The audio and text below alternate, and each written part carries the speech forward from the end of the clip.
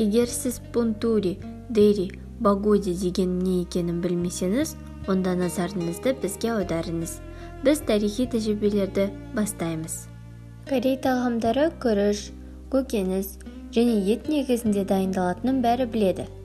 Ал кеспе қайда деген сұрақ туындайтын болса, Кореяда бидай кеспесі қымбат болған және күнделікті рационға тек 1945 жылы ғана кірді. Ерте кезден бастап кеспе негізінен үлкен мерекелерде, үйлену тойларда, туған күндерде, банкеттерде қадірлі қонақтарға ұсынылды. Кеспені пунтури деп аталатын станоктың көмегімен үйде жасаған. Станок металл колбадан тұрды. Төменгі жағында ұсақ тесіктері бар тор көзі орналастырылған. Жоғарғы жағынан тұтқасы бар қысым салынған. Кеспе жақсы шығу үшін қамырды өте қатты етіп илейді. Ол үшін ұнды, жұмыртқаны, тұзды қолданады. Суды пайдаланбайды деуге де болады. Қамыр қол мен табаққа жабыспағанша ұзақ және әбден илейді. Пунтуридің қысым орнатылған қақпағын ашып, ішіне аздаған қамыр салады. Кеспе сығылатын төменгі бөлігі асылып тұратындай етіп құрылғыны бекітеді. Осыдан кейін қысымның піспегін айналдыра отырып, кеспені сығу процесі басталады. Бұл айтарлықтай күш-жігерді талап етеді, сондықтан жиі ерлердің көмегіне жүгінген. Біраз уақыттан кейін төменгі жақтан кеспе пайда болады. Оны мүмкіндігінше ұзын етіп жасайды. Кеспе ұзын болса, адамның өмірі де ұзақ болады деп сенген. Кеспені соңына дейін сығып, пышақпен кесіп тастаған. Кеспені қайнатқаннан кейін суды төгеді. Бұл үшін сүзгі дейриді пайдаланады. Оны салпауыздың сабағынан тоқиды. Мұндай ыдыс өте жеңіл әрі экологиялық тұрғыдан таза болып келеді.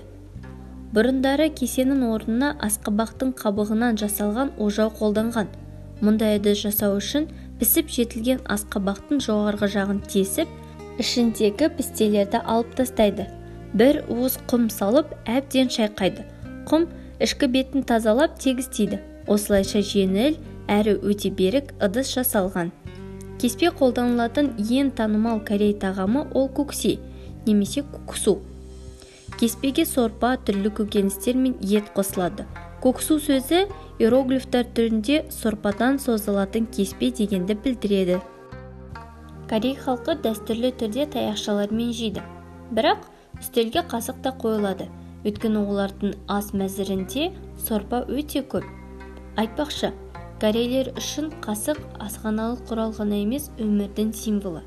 Егер отбасында 3 ұл болса, оларды 3 ауыз демейді, 3 қасық дейді. Таяқшаларды дұрыс ұстау қажет.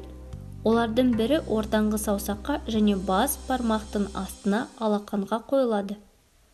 Бас бармақты бүгіп, таяқшаны қысып ұстау керек. Таяқшаны тамақ жеп жатқанда қозғалмайтындай етіп ұстайды. Екінші таяқшаны қалам сияқты ұстаған.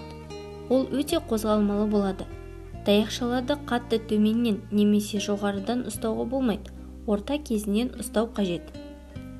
Таяқшалар мәдениет пен тарихтың бір бөлігі. Оларды пайдалану туралы бір шама шарттар мен рәсімдер бар.